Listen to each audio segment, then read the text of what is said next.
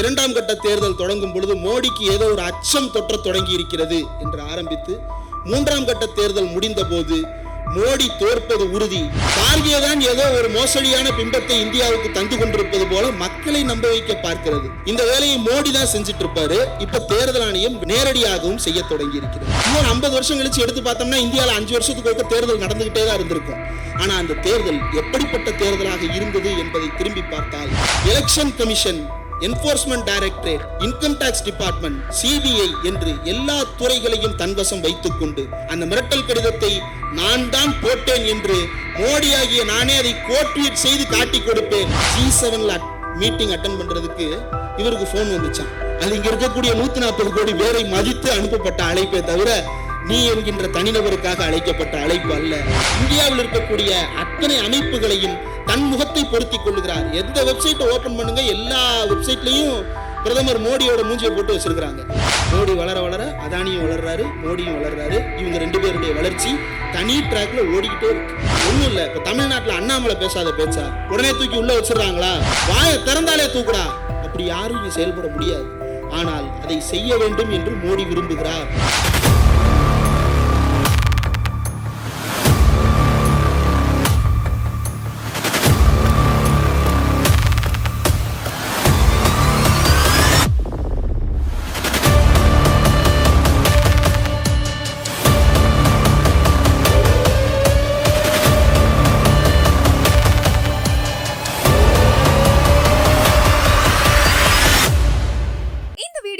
உங்களுக்கு வழங்குபவர்கள் Paces Pay, secure digital payments with multiple features and great success rate. முதலாவதாக இவர் நான் ஒவ்வொரு கூட்டத்தில் இன்ட்ரடியூஸ் பண்ணும்போதும் புதுசாக ஏதாவது இன்ட்ரடியூஸ் பண்ண வேண்டியிருக்கு. ஏன்னா அந்தளவுக்கு வளர்ந்துக்கிட்டே இருக்காரு. இப்போ ட்விட்டரில் அவருக்கு டேட்டா டைகர் அப்படின்னு ஒரு பேர் வேறு தந்திருக்காங்க. நாங்கள் யூடியூப்பில் பேசுகிறோம் இல்லையா, அதனால் எங்களுக்கும் சோர்ஸ் இருக்கும். அந்த சோர்ஸ் சொல்கிறது என்ன அப்படின்னா, டிவி சேனல்கள் வடதுசாரிகள் இவர் வந்தால் வரதுக்கு பயப்படுறாங்களாம். ஏன்னா என்னங்க அந்த தம்பி எவிடன்ஸு நம்பர்ஸ்லாம் சொல்லுது அப்படின்றாங்களாம். அதனால் காட்டேரிகளுக்கு சூடம் காட்டுவது போல், சாத்தானுக்கு சிலுவையை காட்டுவது போல் சங்கிகளுக்கு டேட்டாவை காட்டி விரட்டும் எங்கள் திராவிட பூசாரி இந்திரகுமாரை வரவேற்கிறோம். இந்த நடைபெற்று கொண்டிருக்கின்ற இந்த நாடாளுமன்ற தேர்தல் சமயத்தில் நாம் நடத்துகின்ற பல்வேறு கூட்டங்களுக்கு இடையில் இன்றைக்கு நாம் எடுத்திருக்கிற இந்த தலைப்பு, மோடி தோற்பது உறுதி ஆனால் அப்படின்ற அந்த கேள்வி எல்லோருக்குள்ளும் அந்த கேள்வி இருக்கிறது. இன்னைக்கு சமூக வலைதளங்கள்லையும் அல்லது ஊடகங்கள்லையும் நடக்கின்ற எல்லா விவாதங்கள்லையும் சரி, அல்லது கருத்து சொல்லுகின்ற அத்தனை பேரிடமும் சரி, ஒரு ஊசலாட்டத்தை பார்க்க முடிகிறது. முதல் கட்ட தேர்தல் நடந்தபோது மோடியை அவ்வளவு எளிதாக நீங்கள் நினைப்பது போல வீழ்த்திவிட முடியாது அப்படின்னு சொல்லப்பட்ட கருத்துக்கள், இரண்டாம் கட்ட தேர்தல் தொடங்கும் பொழுது மோடிக்கு ஏதோ ஒரு அச்சம் தொற்ற தொடங்கி இருக்கிறது என்று ஆரம்பித்து, மூன்றாம் கட்ட தேர்தல் முடிந்த போது மோடி தோற்பது உறுதி, ஒரு தனி கட்சியாக அவர்களுக்கு பெரும்பான்மை கிடைத்தாலும் கூட அவர்கள் ஆட்சி அமைக்கும் அளவிற்கு பெரும்பான்மை அவர்களுக்கு கிடைக்கப் போவது இல்லை அப்படின்ற கருத்து நிலவ தொடங்கியது. நான்காம் கட்ட தேர்தல் நடந்து முடிந்ததற்கு பிறகு ஒரு பெரிய நம்பிக்கை நமக்கு எல்லாம் வந்திருக்கிறது. ஏன்னா சம்பந்தம் இல்லாமல் குறுக்க ஒரு பூசாரி தட்டை தூக்கிட்டு ஓடுறாரு. யாருன்னா எலெக்ஷன் கமிஷன் ஆஃப் இந்தியா. என்னன்னு தூக்கிட்டு ஓடுறாரு? இதுவரைக்கும் நான் கொடுத்த நம்பர்லாம் தப்பு, இப்போ நான் புதுசாக ஒரு நம்பர் தாரேன், இதுதான் சரி அப்படின்னு புது பேனர் ஒன்று தூக்கிட்டு ஓடுறாரு. ஐயா, 19ஆம் தேதி ஒரு எலெக்ஷன் நடந்துச்சு, ஏப்ரல் மாதம். அந்த 19ஆம் தேதி ஒரு நம்பர் எல்லாருக்கும் எழுதி சீட்டில் கையெழுத்து போட்டு கொடுக்குறீங்க. அதுக்கப்புறம் 2 நாள் கழித்து அந்த நம்பர் தப்பு, நான் வேற நம்பர் தர்றேன்னு புதுசாக ஒரு நம்பர் தர்றீங்க. அதுக்கப்புறம் சில நாட்கள் சில வாரங்கள் கழித்து ஒட்டு மொத்தமாக நான் எவ்வளவுன்றதை நம்பராக கொடுக்குறேன், இவ்வளவு நாள் பெர்சன்டேஜ் தான் சொன்னேன், இனிமேல் நான் உங்களுக்கு நம்பர் கொடுக்குறேன்னு ஒரு ஃபேஸுக்கான நம்பர் மட்டும் கொடுத்துருக்கீங்க. 4 கட்ட தேர்தல் முடிஞ்சதுக்கு பிறகு முதல் கட்ட தேர்தலினுடைய வாக்கு எண்ணிக்கை எவ்வளவு அப்படின்ற கவுண்டை கொடுக்குது தேர்தல் ஆணையம். ஏன்பா நீ இந்நேரத்தில் எதுக்கு தட்டை தூக்கிட்டு ஓடுற? ஒன்று கவுண்டை கொடுக்க முடியும்னு சொல்லணும், இல்லை கவுண்டை கொடுக்க முடியாதுன்னு சொல்லணும். பெர்சன்டேஜ் மட்டும்தான் கொடுப்பேன், இதுதான் தேர்தல் ஆணையம் முதலில் எடுத்த நிலைப்பாடு. ஆனால் கடைசியில் எங்கே நிற்கிது? நான் நம்பரை பொறுமையாக கொடுப்பேன், நம்பரை கொடுக்கணும்னு அவசியம்லாம் கிடையாது, ஆனாலும் கொடுப்போம், சில நேரங்களில் கொடுக்க மாட்டோம். இப்படி முன்னுக்கு பின் முரணாக குழப்பமான ஒரு மனநிலையில் மக்களை தள்ளி கொண்டிருக்கிறார்கள். இப்போ கார்கே கேள்வி கேட்டு ஒரு லெட்டர் எழுதுறாரு. என்னென்னு, ஏன்பா இப்படி நம்பரை மாற்றி மாற்றி கொடுக்குறீங்க? முதல் நாள் தேர்தல் முடியும் போது அது ஒரு கால்குலேட்டர் மாதிரின்னு தானே சொல்கிறாங்க. நம்ம வந்து அதை ஹேக் பண்ண முடியும் அல்லது வந்து அதை வந்து உள்ளுக்குள்ளே ஏதோ ஒன்று நோண்ட முடியும் அப்படின்னு நம்ம சொல்லும் போதெல்லாம் அவங்க என்ன சொல்கிறாங்க, அது கால்குலேட்டர், அது வந்து ஒன் டைம் ப்ரோக்ராம் பேர்ன்ட்டு, ஒன்றுமே பண்ண முடியாது. அப்போ என்ன செய்யணும், அது கூட்டல் மட்டும்தான் போடணும். கழித்தல் போடுறதுக்கு உள்ளுக்குள்ளே வேலையே இல்லை, ரீசெட் பட்டன் மட்டும்தான். கூட்டல் போடுற ஒரு மிஷினில் மொத்தம் எத்தனை கூட்டி வச்சிருக்கேன்றதை காட்டுறதுக்கு உனக்கு எத்தனை நாள் வேணும்? எலெக்ஷன் முடிஞ்ச உடனே பட்டனை தட்டி இப்படி காட்டினா பத்தாது, ஆனால் காட்ட மாட்டேங்கிறான். ஏன்? நம்மகிட்ட என்ன சொல்கிறான், கால்குலேட்டர் தானே சொல்கிறான். கால்குலேட்டர் கூட்டல் போடுதில்ல, கூட்டல் எவ்வளவு காட்டு, கழித்தல் பெருக்கல் வகுத்தலுக்குள்ள வேலை இல்லைல்ல. அப்போ கூட்டினது எவ்வளவுன்றதை காட்டுறதுக்கு உனக்கு என்ன வேலை? சரி, ரெண்டாவது சந்தேகம், மிஷினை பார்த்து 17C எழுதி கொடுத்தாச்சு. 17C எழுதி கொடுத்தது வந்து பூத் ஏஜென்ட், எல்லா கட்சியோட பூத் ஏஜென்ட்டையும் 17C இருக்கு. மறுநாள் காலையில் உட்காந்து கலெக்டரும் எலெக்ஷன் ஆஃபீஸர்ஸும் உட்காந்து டேலி பண்ணுறாங்க. நல்லா கவனிங்க, முந்தின நாள் நைட்டே பெட்டியை பூட்டி சீல் அடித்து அனுப்பியாச்சு. அரசு ஊழியர்கள் யாராவது இருந்தால் தெரியும், நைட்டு 11 மணி 12 மணி ஆனாலும் ரிட்டர்னிங் ஆஃபீஸர் வந்து கையெழுத்து போட்டு பெட்டியில் சீல் அடித்து பூட்டி வச்சுட்டு தான் ப்ரிசைடிங் ஆஃபீஸர் வெளியே கிளம்ப முடியும். PO4 வரைக்கும் கடைசியில் தான் கிளம்ப முடியும், எப்போ பெட்டியை சீல் அடித்ததுக்கு பிறகு. அப்போ நைட்டோட நைட்டாக பெட்டியை சீல் வச்சாச்சு. அப்போ மறுநாள் பெட்டியை திறந்து நீ என்ன போகிறது கிடையாது. என்ன போகிற, 17C நீ கொடுத்த நம்பரை டேலி பண்ண போகிற. அதை டேலி பண்ணுறதுக்கு எத்தனை நாள் தேவை? ஒரு 1800 பூத்து ஒரு இதுக்கு கான்ஸ்டியூன்சிக்கு. அதை கூட்டுறதுக்கு வாரக்கணக்கு மாசக்கணக்கு ஆகுது. சரி, கவுண்ட் எவ்வளவு இன்க்ரீஸ் ஆகுது? ஒரு 100-200னா பரவாயில்ல. தமிழ்நாட்டில் மட்டும் 46 லட்சம் ஓட்டு. தொகுதியாக கணக்கு பண்ணீங்கன்னா 4 நாடாளுமன்ற தொகுதி, சட்டமன்றத்தில் கணக்கு பண்ணீங்கன்னா 20 சட்டமன்ற தொகுதி. இதை ஒவ்வொரு தொகுதியாக பிரிச்சிங்கன்னா எல்லா தொகுதியினுடைய வெற்றி மார்ஜின் அந்த 1,02,000 அப்படின்ற நம்பர் வந்து நிற்கும். அப்போ அந்த கேள்வியை கேட்பது நியாயமானது. இதை கார்கே கேள்வி எழுதி கொடுக்குறாரு. நீங்கள் நம்பிக்கை இலக்க செய்றீங்க. ஐயா, ஒரு பாடி விழுந்து கிடக்குது, இந்த பாடி ஏன் விழுந்துச்சுன்னு நான் கேட்குறேன். ஏன் விழுந்துச்சுன்னு கேட்டு வந்தவன குலகாரன்னு குற்றம் சாட்டினா என்ன நியாயம்? கார்கேவை பார்த்து நீங்கள் ஜனநாயகத்தின் மீது நம்பிக்கை இலக்க செய்கிறீர்கள் மக்களை என்று சொல்லுவது தேர்தல் ஆணையம் என்றால், கார்கே ஒரு பிணம் விழுந்திருக்குன்றாரு, அந்த பிணத்துக்கு என்னமோ பேரா இருந்துட்டு போட்டோம், அந்த கொலையை பண்ணது யாருன்னு கார்கே கேட்கிறாரு. தேர்தல் ஆணையம் ஒன்று நான் பண்ணேன்னு சொல்லணும், இல்லைன்னா அவன் பண்ணான்னு இன்னொருத்தனை கையை காட்டணும், இல்லைன்னா காரணம் ஏதாவது சொல்லணும். இல்லை ஹீட் ஸ்ட்ரோக் வந்துருச்சு மிஷினுக்கு, ஏதோ ஒன்று நடந்துருச்சு, மிஷின் பூரா பழைய மிஷின் வயசாயிருச்சு, அதனால அந்த மிஷின் எல்லாம் டேமேஜ் ஆயிடுச்சுன்னு சொல்லணும். மாறாக கார்கே கொலை செய்தது போன்ற ஒரு குற்றச்சாட்டை உருவாக்கி கார்கே தான் ஏதோ ஒரு மோசடியான பிம்பத்தை இந்தியாவுக்கு தந்து கொண்டிருப்பது போல மக்களை நம்ப வைக்க பார்க்கிறது. இந்த வேலையை மோடி தான் செஞ்சுட்டு இருப்பாரு. இப்ப தேர்தல் ஆணையம் வெளிப்படையாகவும் நேரடியாகவும் செய்ய தொடங்கி இருக்கிறது. இப்போ இந்த தேர்தல் அத்தியாயத்தில் முழுக்க நாம் பேசி கொண்டிருக்கக்கூடிய அடிப்படையான விஷயம், தேர்தல் தொடங்கும் போதே அரசியலமைப்பு சட்டத்தை பாதுகாக்க வேண்டும். ஏன் இந்த அரசியலமைப்பு சட்டத்தை பாதுகாக்கணும்? இந்த அரசியலமைப்பு சட்டம் தான் உங்களை என்னையும் சமம்னு முதல்ல அறிவிச்சது. சட்ட ரீதியாக இதற்கு முன்னால் இந்தியாவில் எந்த சட்டமும் நீயும் நானும் சமம் என்று இல்லாத போது இந்தியா முழுமைக்கும் ஒரு பொது சட்டத்தை எழுதி நாம் எல்லோரும் சமமானவர்கள் என்று நமக்கு கொடுத்தது. இதன் மீது 1000 விமர்சனங்கள் இருந்தாலும் அந்த விமர்சனங்களை பேசுகின்ற இடம் வேறு. ஆனால் இதை விமர்சன கண்ணோடு அணுக வேண்டும் என்று கூட சேர்ந்து ஒப்பாரி வைக்க வருவான் பிஜேபி காரன், அவன் நோக்கம் வேற. அப்ப அவனுக்கும் நமக்கு வேறுபாடு இருக்குன்னு நம்ம பேசி இந்த கான்ஸ்டியூஷனை விளங்க வைக்கிறதுக்கு போராடிட்டு இருக்கும் பொழுது இது வெறும் கான்ஸ்டியூஷன் மேட்டரா? மத்தூர் சத்யா ஒரு உதாரணம் சொன்னார். டிராஃபிக் ஜாமு போயிட்டு இருக்கிறோம், 30 செகண்ட்ல டிராஃபிக் சிக்னல் விழுக போகுது, அவசரமாக ஓடிட்டு இருக்கிறோம், 2 வீலரில் போயிட்டு இருக்கிறோம், குறுக்க ஒருத்தன் சல்லுன்னு வந்து நடுவில் கிராஸாக நிப்பாட்டுறான், பின்னாடி இருக்கிற 20-30 வண்டி தேவையில்லாமல் ஜாம் ஆகுது, அவனை போய் அரையணும் போல தோணுது. இது அபைடிங் த லா, சட்டத்தில் இருப்பதை நாம் எல்லோரும் மதித்து நடக்கிறோம் என்பது.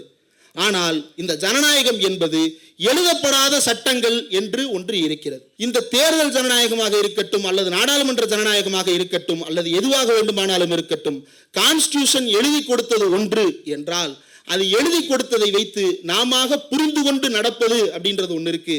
அதுதான் எல்லா ஜனநாயகங்களையும் உயிரோடு வைத்திருக்கிறது. சில விஷயங்கள் உதாரணமா பார்க்கலாம். இப்போ கட்டபொம்மன் அப்படின்ற அந்த கல்ட் நமக்கு தெரியும். கட்டபொம்மன் அப்படின்ற அந்த இமேஜ் வந்து நம்மளுக்கு எப்படி ஓலைச்சுவடியில் எழுதி பாதுகாத்து வந்ததா?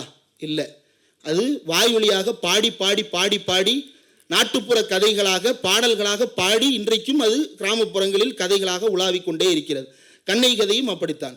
அதே மாதிரி தான் ஜனநாயகம் குறித்த புரிதலும் கூட கொஞ்சம் கொஞ்சமாக எல்லோருக்கும் எல்லா வகைகளிலும் விளங்க வைப்பதற்கு எழுதப்படாத சட்டங்கள் இருக்கின்றன. கிரிக்கெட் விளையாடுறோம், தெருவில் கிரிக்கெட் விளையாடுவோம். அந்த தெருவில் விளையாடுற கிரிக்கெட் இருக்கே, அதில் எந்த ரூல்ஸையும் நம்ம பிசிசிஐ ரூல்ஸு அல்லது ஐசிசி ரூல்ஸை நம்ம ஃபாலோ பண்ண மாட்டோம். ஆனாலும் அதில் ஒரு விதி இருக்கு. என்ன விதி இருக்கு? 1 பிச் கேட்ச் பிடிச்சா அவுட்டு, ஆஃப் சைடு ரன் அடிச்சா அவுட்டு. இன்ஜுரி தேவையில்லாமல் ஏற்படுத்தினா அந்த தேவையில்லாத இன்ஜுரி ஏற்படுத்தினவொடனே இம்மீடியட்டாக அவுட் பண்ணுறது. அதே நேரத்தில் எல்லாத்துக்கும் ஃபவுல், எல்லாத்துக்கும் அவுட்டு கிளைம் பண்ண மாட்டோம். அதுக்குன்னு ஒரு குறிப்பிட்ட விதி இருக்கும், அதுக்கு உட்பட்டு நம்ம செயல்படுவோம் இல்லையா? எந்த விதியும் இல்லாத போதும் கூட நாம் வாழுவதற்கு சில விஷயங்களை நமக்காக உருவாக்கி கொண்டு நாம் வாழ்ந்து கொண்டிருக்கிறோம் இல்லையா? இது மக்கள் மத்தியில் மட்டுமல்ல, அரசியல்வாதிகள் கையிலும் இருக்கிறது. இந்த ஹவு டெமோக்ரசிஸ் டை அப்படின்ற புத்தகத்தில் ஸ்டீவன் லெவிட்ஸ்கி மற்றும் டேனியல் ஜிப்லாட் ஆகியோர் குறிப்பிட்டிருக்கக்கூடிய ஒரு முக்கியமான விஷயத்தை அடிக்கோடிட்டு காட்ட ஆசைப்படுகிறேன். மியூச்சுவல் டாலரேஷன் மற்றும் இன்ஸ்டிடியூஷனல் ஃபார்பியரன்ஸ் அப்படின்னு 2 அடிப்படையான சில தத்துவங்களை குறிப்பிடுகிறார்கள். மியூச்சுவல் டாலரேஷன் அப்படின்றது தெரியும், ஒருவரை ஒருவர் சகித்துக் கொள்வது. இந்த ஜனநாயகம் என்கின்ற இந்த ஆட்டத்தை நீயும் நானும் அல்லது புதிதாக யாராவது வந்தாலும் சேர்த்து கொண்டு நிரந்தரமாக ஆடிக்கொண்டே இருக்க போகிறோம் என்கின்ற கண்ணோட்டத்தில் தான் இதை உருவாக்கி வைத்திருக்கிறோம். அப்போ இதை உருவாக்கி வைத்திருக்கும் அந்த இடத்தில் நாமே அதை உடைத்து விடக்கூடாது. எதிரில் இருப்பவர்களை ஏதோ ஒரு காரணம் காட்டி இல்லாத விதிகளை சொல்லி அல்லது விதி இருக்கிறது என்கின்ற காரணத்தினாலேயே ஒருத்தனை ஆட விடாமல் முடக்கிவிட்டு நான் மட்டுமே ஆட வேண்டும் என்று ஆரம்பித்தால் அங்குதான் அது ஆட்டோகிரசியா மாறுது. அதுதான் சர்வாதிகாரமாக எதேச்சதிகாரமாக மாறுகிறது. தன் கையில் ஒன்று இருக்கிறது என்பதற்காக தான் 99வது கட்டத்தில் இருக்கேன், மீதி இருக்கிறவன் 48வது கட்டத்தில் இருக்கிறான், எவனால ஏறி விட முடியாது அப்படின்ற அந்த ஆணவத்துல கையில் இருக்கக்கூடிய தாயக்கட்டையை உடைத்து போடக்கூடிய அதிகாரம் இருக்கிறது என்கின்ற காரணத்தால் தாயத்தை உடைத்து விட்டு நீ எல்லாம் ஆடவே ஆடாதே என்று ஓரம் கட்ட பார்க்கிறார்கள். அது ரொம்ப ஆபத்தானது. இந்த இங்க நம்ம ஒரு பெரிய புரட்சியை ஏற்படுத்தலாம் விரும்பல. குறைந்தபட்சம் இருக்கின்ற ஜனநாயகத்தை பாதுகாக்க வேண்டும் என்ற கோரிக்கையை வைக்கிறோம். அந்த இருக்கின்ற ஜனநாயகம் என்பது நீயும் நானும் இந்த ஆட்டத்தில், எந்த ஆட்டத்தில், தேர்தல் ஆட்டத்தில் விளையாடி கொண்டே இருக்க வேண்டும். இன்னொரு 50 வருஷம் கழிச்சு எடுத்து பார்த்தோம்னா இந்தியாவில் 5 வருஷத்துக்கு ஒரு தேர்தல் நடந்துகிட்டே தான் இருந்திருக்கும். ஆனா அந்த தேர்தல் எப்படிப்பட்ட தேர்தலாக இருந்தது என்பதை திரும்பி பார்த்தால் நாம் எல்லாம் அசிங்கப்பட்டு தலைகீழாக நமக்கு நாமே காரி துப்பிக் கொள்ளுகின்ற ஒரு நிலையை அடைந்து விடக் கூடாது. அப்போ இதுக்கு நாம் எல்லாம் கண்விழித்துக் கொண்டிருக்க வேண்டிய ஒரு தேவை இருக்கிறது. இந்த கண்விழித்துக் கொண்டிருக்க வேண்டிய தேவையை உணர்த்துவதற்காகத்தான் தொடர்ந்து பேசிக் கொண்டிருக்கிறோம். இன்றைக்கு இந்தியாவின் அறிவு சமூகம் ஒரு முக்கியமான விவாதத்தை தொடங்கி வைத்திருக்கிறது. குறிப்பாக வயராகட்டும், நியூஸ்லாண்டரி ஆகட்டும், லீஃப்லெட் ஆகட்டும், பல்வேறு இதழ்களிலும் தொடர்ந்து எழுதப்படுவது மோடி தோற்பது உறுதி, ஆனால் பவர் டிரான்ஸ்பர் எப்படி நடக்க போகுது? ஏன் இந்த அச்சம் வருது அப்படின்னா, இந்த அச்சம் வருவதற்கு அடிப்படையில் காரணம் இல்லாமல் இல்லை. இதற்கு முன்பு இந்தியாவில் தேர்தல் நடந்தது. மிகப்பெரிய எதேச்சதிகார போக்கோடு செயல்பட்ட இந்திரா காந்தியும் கூட எமர்ஜென்சியை பிரகடனப்படுத்தினார். மீண்டும் தேர்தலை சந்திக்க வேண்டியிருந்தது. பவர் டிரான்ஸ்பர் ஒன்று நடந்தது. இந்த பவர் டிரான்ஸ்பர் இந்த முறை சாமானியமாக நடக்குமான்ற சந்தேகம் வர ஆரம்பிச்சிருச்சு. விச் மீன்ஸ் இந்தியாவின் அடிப்படை ஜனநாயகத்தின் மீது நமக்கெல்லாம் கேள்வி எழத் தொடங்கிவிட்டது. அந்த கேள்விக்கான பதிலைத்தான் நாம் தேடிக்கொண்டே இருக்கிறோம். எப்படி தேடப் போகிறோம்? தனித்தனியாக தேடப் போகிறோமா அல்லது ஒரு கண்ணோட்டத்தை பெற்றுக்கொண்டு அனைவரும் உருப்படியாக ஒருங்கிணைந்து தேடப் போகிறோமா என்கின்ற அடிப்படையில் தான் இன்றைக்கும் நாம் இந்த கூட்டத்தில் பேசிக் கொண்டிருக்கிறோம், பேசவிருக்கிறோம். Election commission, enforcement directorate, income tax department, CBI என்று எல்லா துறைகளையும் தன்வசம் வைத்துக் கொண்டு நாடாளுமன்றத்தையும் தனக்கு ஏற்றாறு போல சுருக்கி வளைத்துக் கொண்டு இந்தியாவில் இருக்கின்ற தன்னிச்சையான அமைப்பாக இருக்கின்ற கோர்ட்டையும் கூட தங்களால் முடக்க முடியும் என்று உச்சநீதிமன்றத்தின் தலைமை நீதியரசராக இருந்தால் என்ன, உனக்கு நான் மிரட்டல் கடிதம் போடுவேன், அந்த மிரட்டல் கடிதத்தை நான் தான் போட்டேன் என்று மோடி ஆகிய நானே அதை கோட்வீட் செய்து காட்டி கொடுப்பேன், ஏனென்றால் உன்னை மிரட்டுவதற்கு நான் தகுதியுள்ளவன். நீங்க மோடியோட பேச்செல்லாம் பாருங்க, அவருடைய இன்டர்வியூஸ் எல்லாம் பாருங்க. முந்தானேத்து அந்த ஆஜ்தக்ல 4 பேர் உட்காந்து பேசுறதுல சொல்றாரு, இவருக்கு போன் வந்துச்சான், G7 மீட்டிங் அட்டன் பண்றதுக்கு இவருக்கு போன் வந்துச்சான். ரஷ்ய அதிபர் அடுத்து செப்டம்பர்ல நடக்க போற கூட்டத்துக்கு மோடி அழைச்சாராம். வாயில எப்படி வருதுன்னு தெரியல. இந்தியாவுக்கு பிரதமர் அப்படின்னு ஒரு போன் நம்பர் இருக்கு. அந்த நம்பருக்கு கால் பண்ணா நீங்க எடுக்கிறீங்கன்றதுக்காண்டி அது உங்களுக்கு அழைப்பு அல்ல. அது இங்க இருக்கக்கூடிய 140 கோடி பேரை மதித்து அனுப்பப்பட்ட அழைப்பே தவிர நீ என்கின்ற தனிநபருக்காக அழைக்கப்பட்ட அழைப்பு அல்ல. அந்த இடத்தில் யாருமே இல்லாவிட்டாலும் யாரோ ஒரு ஹோம் செக்ரட்டரி போன் எடுப்பாரு. அந்த ஹோம் செக்ரட்டரிட்டையும் சொல்லுவாரு புத்தின், இந்தியாவை சேர்ந்த பிரதிநிதிகளை அனுப்பி வைத்து விடுங்கள். உடனே இவரு பிரதிநிதியை என்னை அனுப்பிக்க சொல்லிட்டாரு, அப்ப நான் பிரதமரை விட பெரிய ஆளா அப்படின்னு சொல்லிட்டு கிளம்பி வந்தா எப்படி இருக்குமோ அப்படித்தான் இருக்கிறது. மோடி இப்போது தான் தோன்றித்தனமாக தனக்குத்தானே நாமம் போட்டுக்கொண்டு தானே பெரிய ஆள் என்று பிரகடனப்படுத்தி கொண்டிருக்கக்கூடிய இந்த பேச்சுக்கள் எல்லாம், இந்த தன்னை மட்டுமே முன்னிலைப்படுத்தி கொண்டிருக்கக்கூடிய செயல் அப்படின்றது அவருக்கு மட்டுமல்ல, இந்தியாவில் இருக்கக்கூடிய அத்தனை அமைப்புகளையும் தன் முகத்தை பொருத்தி கொள்ளுகிறார். எந்த வெப்சைட்டை ஓபன் பண்ணுங்க, எல்லா வெப்சைட்லையும் பிரதமர் மோடியோட மூஞ்சியை போட்டு வச்சிருக்கிறாங்க. ரேஷன் கடையில மூஞ்சியை போடணுமா? இதுக்கு முன்னாடி மன்மோகன் சிங் முகத்தை பார்த்தீங்களா? வாஜ்பாய் முகத்தை பார்த்துருக்கீங்களா? தெரியல. வாஜ்பாய் காலத்தில் நான் ரொம்ப சின்ன பையன். யாராவது இங்கே அப்போ ரேஷன் கடைக்கு போயிருந்தீங்களா? வாஜ்பாய் பீரியடில் பார்த்துருக்கீங்களா? நரசிம்மா ராவ், இந்திரா காந்தி, இந்தியாவின் மகத்தான பிரதமர் நேரு. ஆனால் இவர் அடிச்சுக்கிறார், எல்லா பக்கத்துலையும் மூஞ்சியை போட்டோவா அடிச்சு மாட்டிக்கிட்டே திரிகிறாரு. என்ன அப்படின்னா, மோடியினுடைய கேரக்டரை பற்றி நாம் அங்கு கொஞ்சம் யோசித்து பார்க்க வேண்டிய தேவை எழுகிறது. ஒரே ஒரு உதாரணம், எல்லோருக்கும் தெரிந்த அதே உதாரணம், ஆனால் இந்த ஆளோட கேரக்டரை நம்ம புரிஞ்சுக்கிறதுக்கு அது ரொம்ப ரொம்ப அடிப்படையான தேவை. தனக்கு எதிராக ஒருவர் சாட்சி சொல்லுகிறார், அவருக்கு பேர் Haren Pandya. Next in line for Gujarat chief மினிஸ்டராக அவர் இருப்பதற்கு வாய்ப்பு இருக்கிறது. ஆனால் அவர் திடீரென்று ஒரு நாள் போறாரு, குஜராத் கலவரம், குஜராத் படுகொலைகள் பற்றி ஆணையத்தில் சாட்சியம் கொடுக்கிறாரு. என்ன சாட்சியம் கொடுத்தார் என்பது தெரியாது, ஆனால் கொடுத்துட்டாரு. வெளியே வந்ததுக்கு அப்புறம் அவர் கொஞ்ச நாள்ல மர்மமான முறையில் படுகொலை செய்யப்பட்டார். சரி, அவரை படுகொலை செஞ்சது யாரு அப்படின்னு தேடிக்கிட்டு இருந்தோம்னா, திடீர்னு ஒரு நாள் ஒரு தீவிரவாதி ஒருத்தனை துப்பாக்கி சூட்ல போடுறாங்க. தீவிரவாதி ஒருத்தனை என்கவுண்டர் பண்றதா சொல்றாங்க. யாரு? ஹரேன் பாண்டியாவை கொலை செய்த ஷொராப்தீன் ஷேக் ஒரு தீவிரவாதி. அந்த தீவிரவாதியை கொண்டுட்டாங்க. இந்த வழக்கில் தான் நம்ம அமித்ஷா அவர்களை விசாரிக்கிறாங்க. விசாரித்து குஜராத்திலே இருக்கக்கூடாதுன்னெலாம் வருது. விசாரிக்கிறது யாரு? நீதிபதி லோயா விசாரிக்கிறாரு. லோயாவும் செத்து போயிட்டார். ஆனால் மோடி அதே பொசிஷனில் இருக்கிறார். மோடி வளர வளர அதானியும் வளர்றாரு, மோடியும் வளர்றாரு. இவங்க ரெண்டு பேருடைய வளர்ச்சி தனி ட்ராக்ல ஓடிக்கிட்டே இருக்கு. அவருடைய கேரக்டரை புரிஞ்சுக்கிறதுக்கு இது ஒன்று.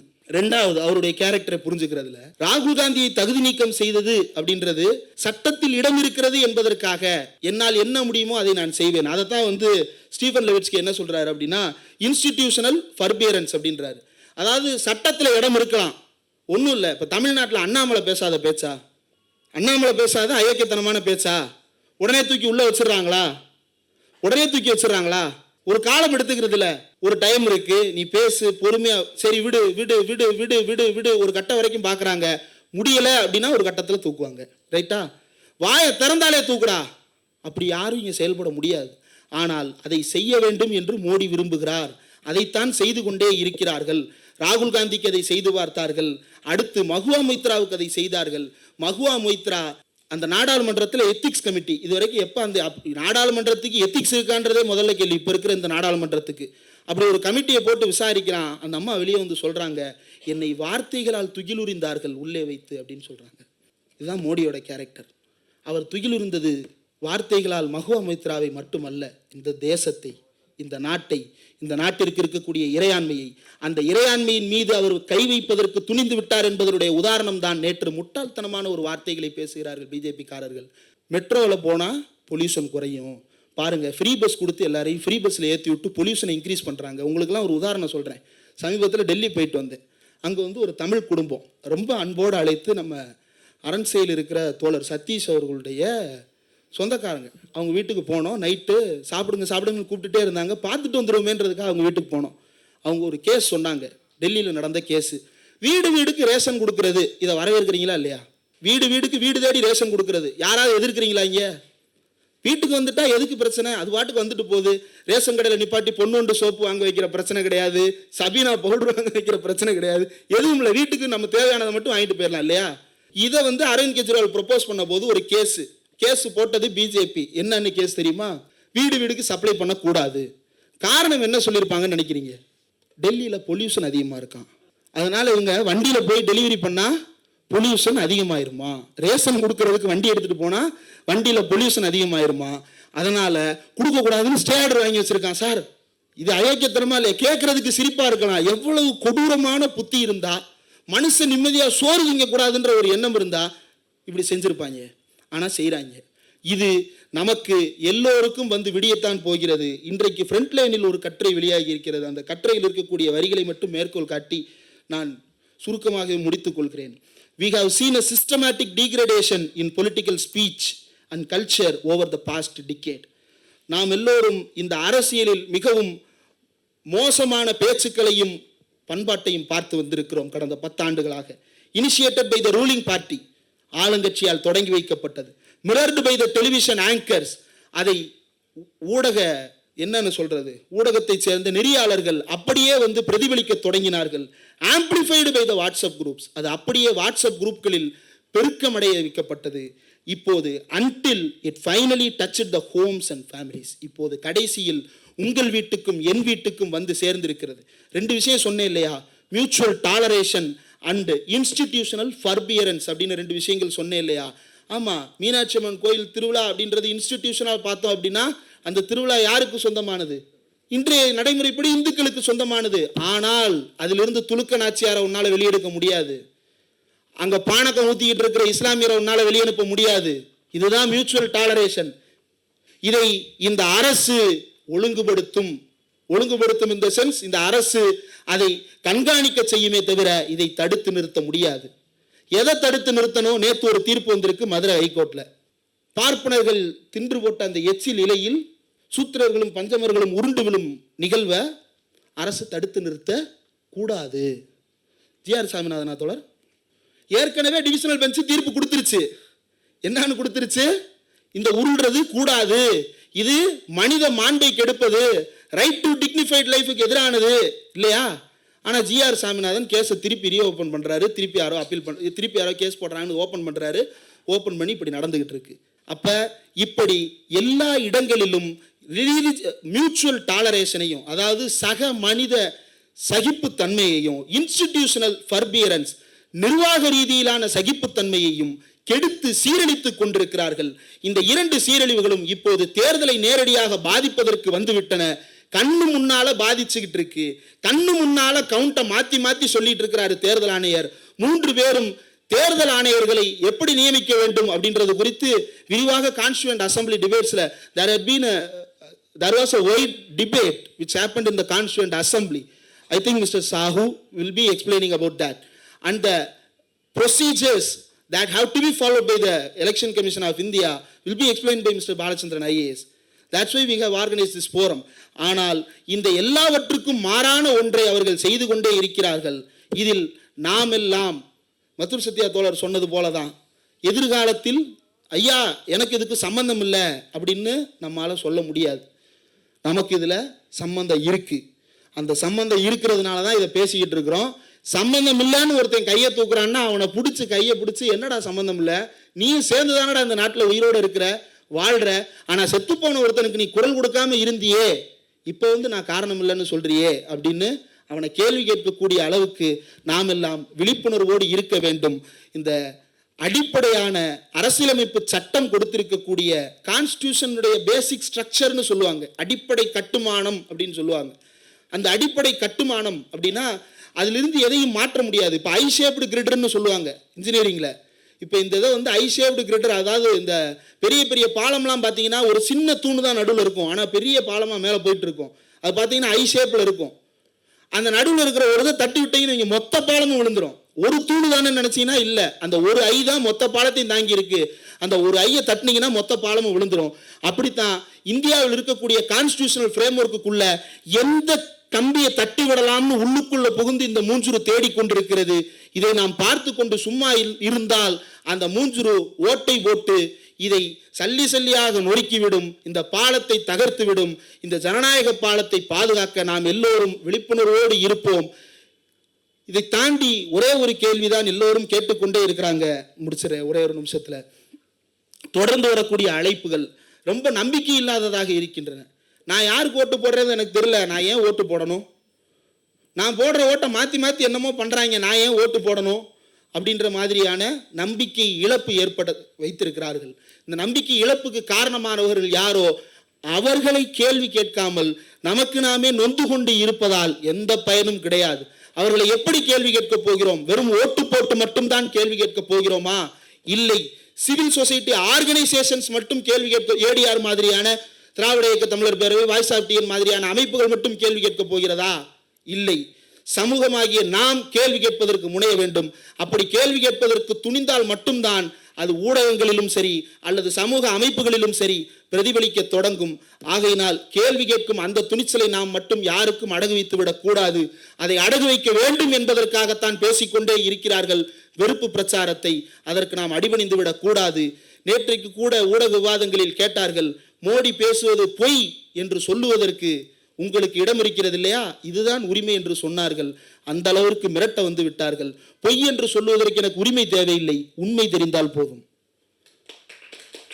அந்த உண்மையை பேசுவதற்கு துணிச்சல் உள்ளவர்களாக நாம் அனைவரும் இருக்க வேண்டும் என்ற கோரிக்கையோடு என்னுடைய உரையை நிறைவு செய்கிறேன். நன்றி. இந்த வீடியோ உங்களுக்கு பிடிச்சிருந்தா லைக் பண்ணுங்க, ஷேர் பண்ணுங்க, கமெண்ட் பண்ணுங்க. மறக்காம OH தமிழ் சேனலுக்கு சப்ஸ்கிரைப் பண்ணுங்க.